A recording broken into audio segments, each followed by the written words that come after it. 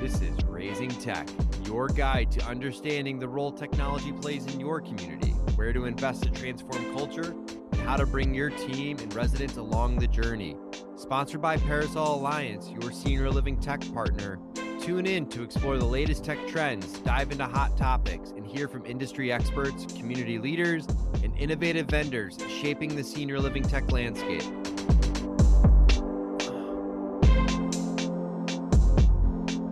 Welcome back to another episode of Raising Tech. Today, I am joined by the Dillon Painter, project manager for Priority Life Care. I've gotten to know Dillon over the years. I remember the first time I think we met Dillon was at one of the health tech conferences, and I've been a fan from afar of what you've been doing and just really excited to jump into some of this stuff here with you today. I think what you're doing in senior living orgs and Priority Life Care specifically is just super important that I don't think enough organizations are prioritizing, thinking about, and it's just becoming it's falling on people's plates. But to have someone like you really prioritizing it and crushing it from what all it seems like.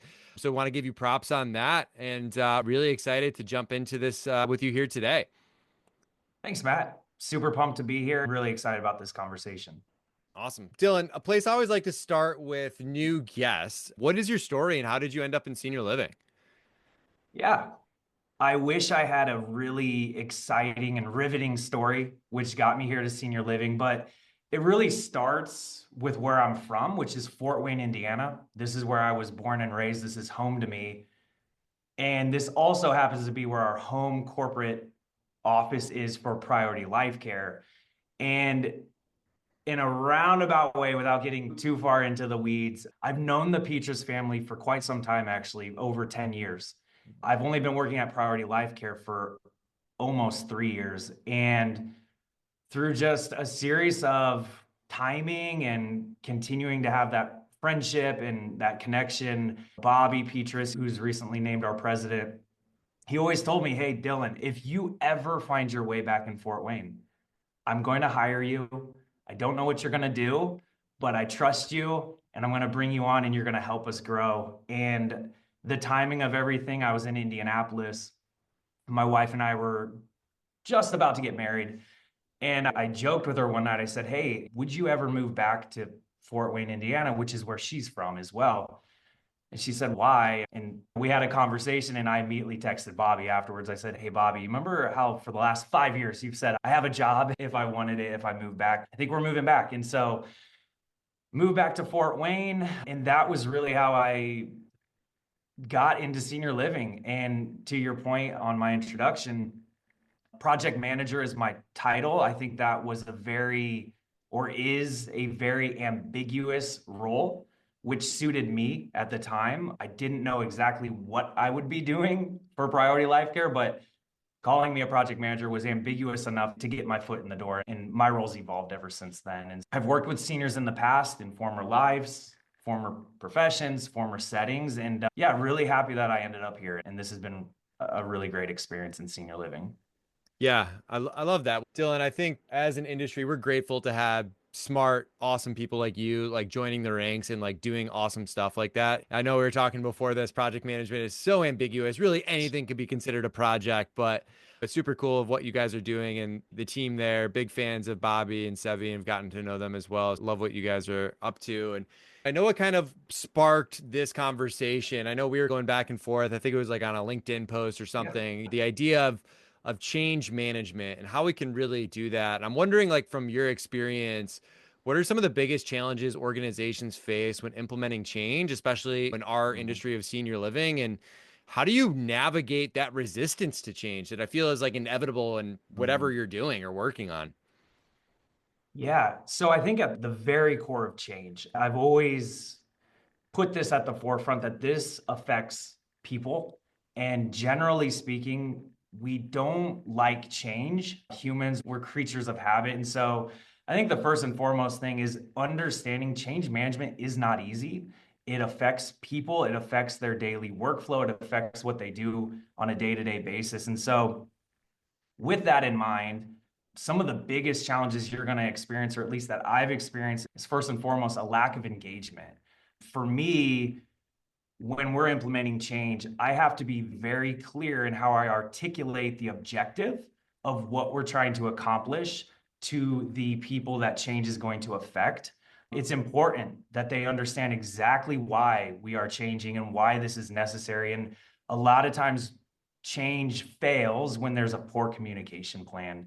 Secondly, I'm very detailed oriented, very detail driven. And so if you don't have a sufficient implementation plan, change management is not going to work. For me, and really everyone, I believe in 2025, we're very agile and we can adapt and we're flexible, but you have to have a plan. You have to have a plan in place. You have to have deadlines, deliverables, etc.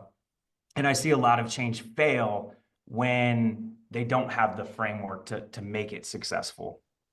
Another thing that I see from a challenge perspective is just this idea of limited resources or limited expertise when you're implementing change. And so for me, I typically lead our change management team, but I don't leave that alone. I strategically recruit other folks, whether it's executives, whether it's regional directors, whether it's a community level position like an executive director. I recruit these people to my team to help me implement this change management and to oversee this entire process. And unfortunately, there's situations where there is no one quarterbacking or overseeing the process, which is hard to believe, but it happens. Lastly, so I did want to bring a bit of a unique perspective today when it comes to challenges that I face with change management. And this one has always fascinated me, and it continues to fascinate me when it comes to changes: multi-generational teams. Mm. So at a given community, typically this is where change happens.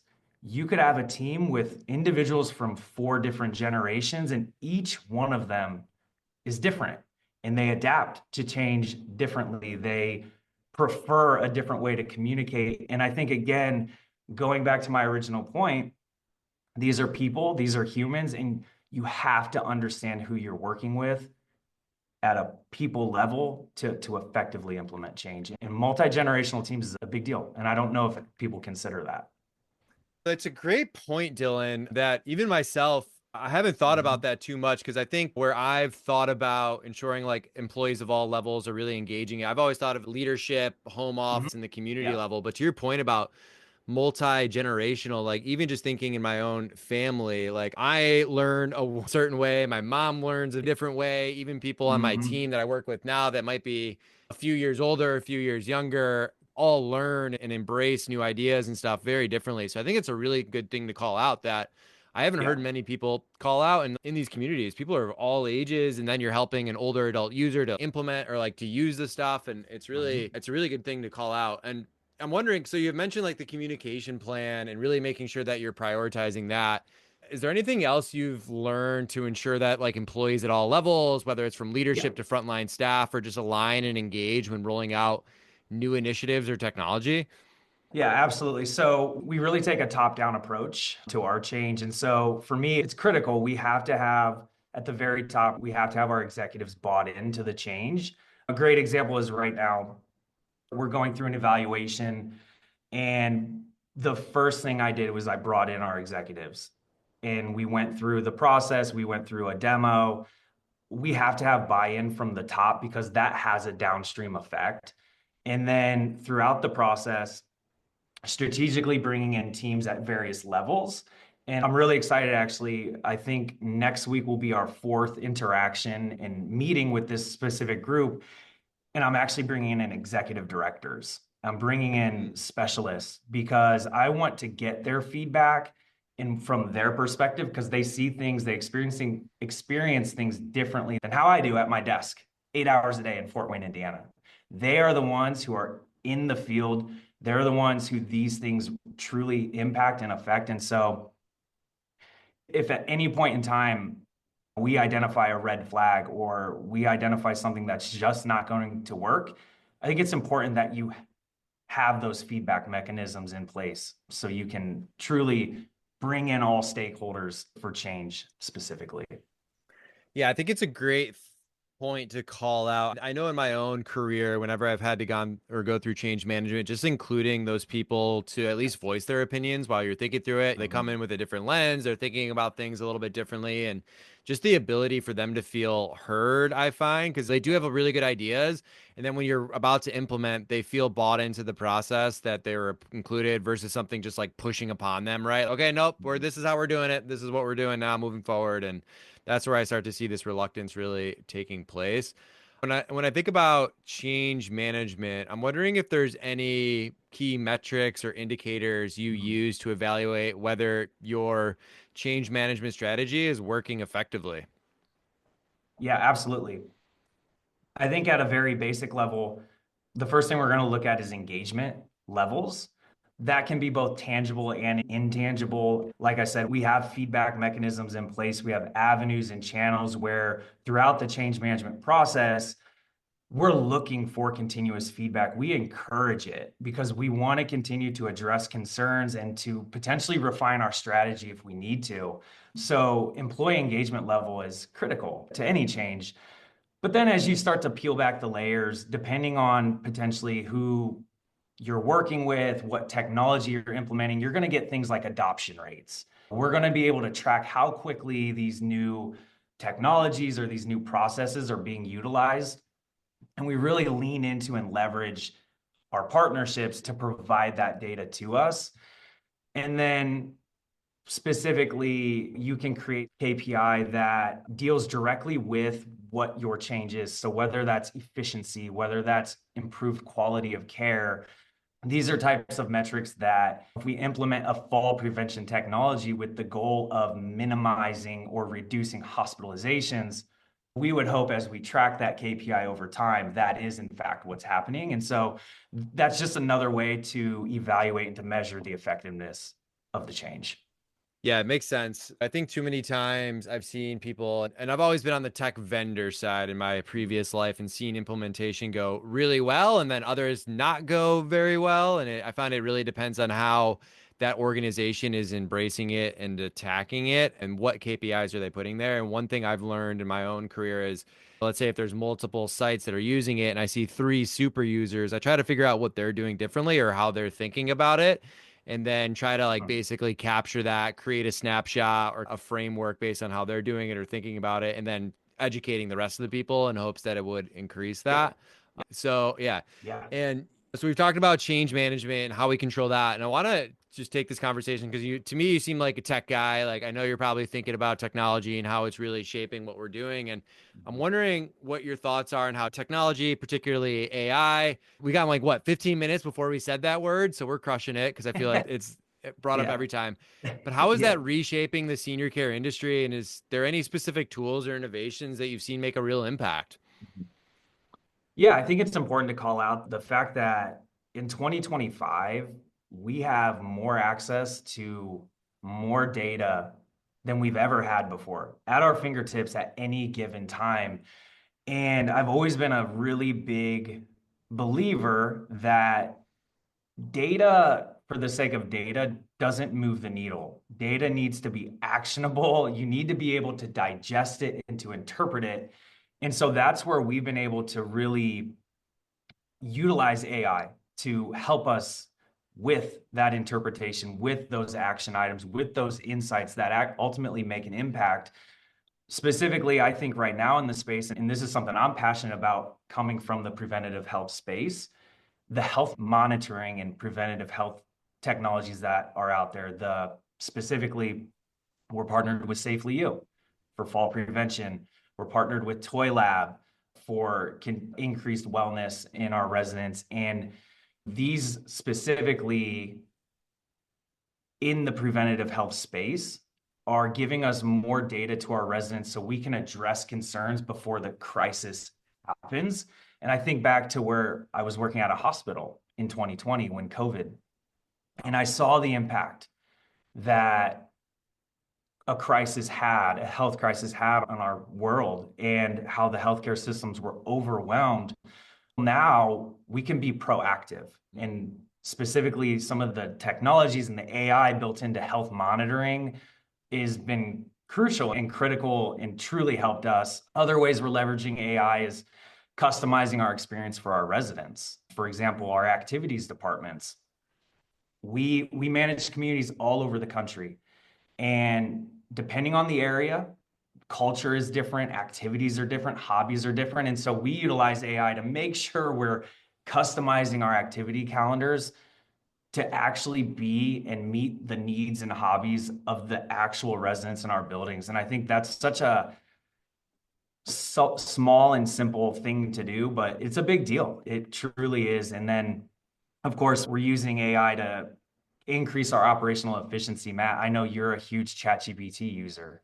So are we. We love ChatGPT. We love to streamline workflows and we love to enhance our decision making and to make better content and to really utilize AI to ultimately give us more time back so we can spend that time with the residents, which, as we know, that's where the impact happens. Yeah, it's so true. And yeah, it's funny when I think of my own use of Chat GPT and how it's evolved. I've created my own GPT, Matt GPT, I That's call it right. now. Yeah, yeah. So when everybody asks about it, I'm like, Matt GPT helped. I think so I'm not lying to them, but yeah, it's Yeah. amazing of what it can do and how I've been able to coach it up to your point. Like, and it's all about automating the mundane and elevating the meaningful, I find with that sort of stuff. And to your point, because I find a lot of people are resistant to technology because they're afraid, right? This Yeah. humanoid robot's going to come in Yeah. and take away all of the jobs and all the stuff. And I'm wondering, like, and you've touched Mhm. on it a little bit, but I'm wondering if you just take it a step further in this industry that's so centered around human care, that one-on-one, face-to-face, but like, how do you strike that balance between leveraging AI and automation, but then Mhm. maintaining that personal, compassionate approach? Yeah, yeah, that's really important. Senior living is a human-centric industry. We are in the people business. And so understanding that we use AI to enhance our efficiency, not to replace a human at any given time, is a really important thing that we need to understand and something that we implement in our daily operations. And specifically, we like to use AI for administrative tasks. So we can still prioritize the human interaction in the daily operations, but some of the background noise can be better.